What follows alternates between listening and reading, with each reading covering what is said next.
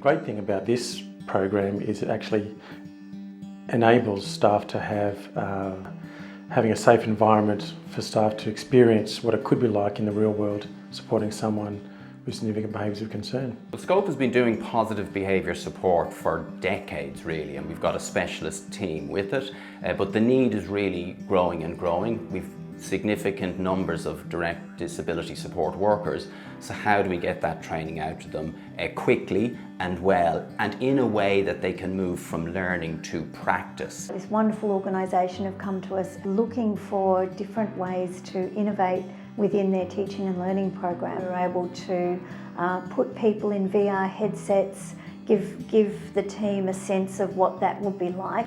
Well, I think the virtual reality training is different from other training in positive behaviour support because it allows for the learner to engage in a scenario that we can then discuss. We have in the scenario that you need to ask the client, her name is Sophie, what kind of drink she wants. So you might offer her water or offer her Coke.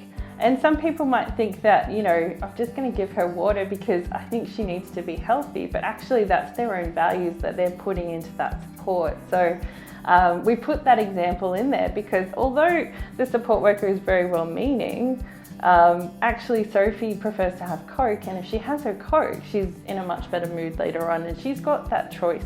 So VR headsets now are so small and easy, they've got no wires at all, and they're more simple than a mobile phone. So once you learn the basics, you can get going and really experience something very different from anything you've ever learned before. With the VR training, it keeps you entertained, it really gets you into the actual situation. The VR training and learning the principles gives me the toolbox to know what to do in an environment when supporting someone with challenging behaviour, to try and make sure that I give that person a good quality of life.